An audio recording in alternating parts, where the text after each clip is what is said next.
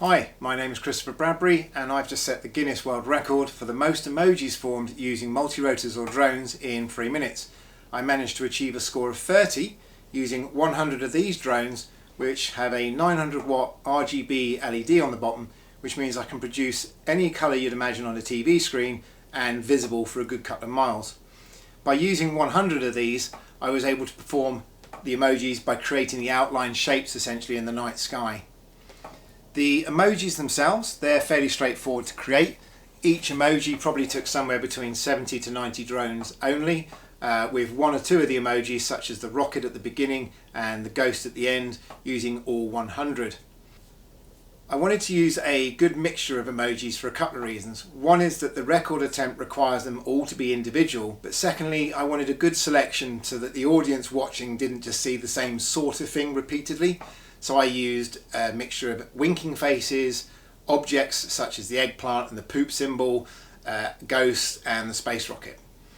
The trickier emojis to form were some of the ones with the darker colours. So for example, poop is brown, and trying to perform a brown LED against a black sky meant I had to be a little bit creative with the colours while maintaining that recognisability of the symbol. The trickier part though, beyond the emoji shapes, was how to get each one to transition into the next one, into the next one, into the next one. If you imagine I've got 100 of my drones up in the night sky, I'm trying to move all 100 from one shape to the next shape to the next shape without them colliding into each other. So it takes a lot of three-dimensional spatial planning to make sure that all goes through safely.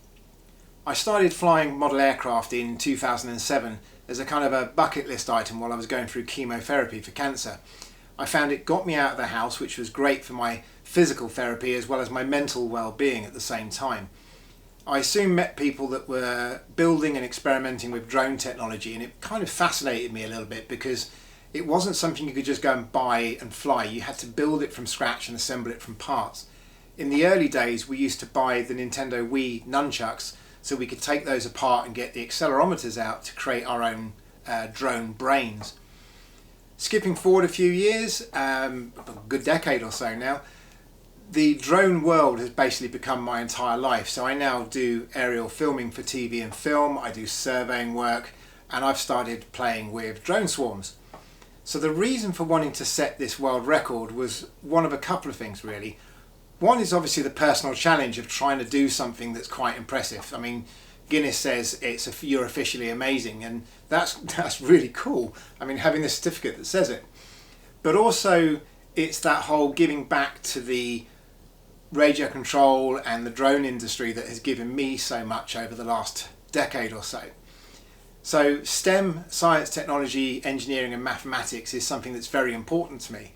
So I'm hoping that I will encourage a future generation to come and beat my record. So consider this the gauntlet thrown out, if you like.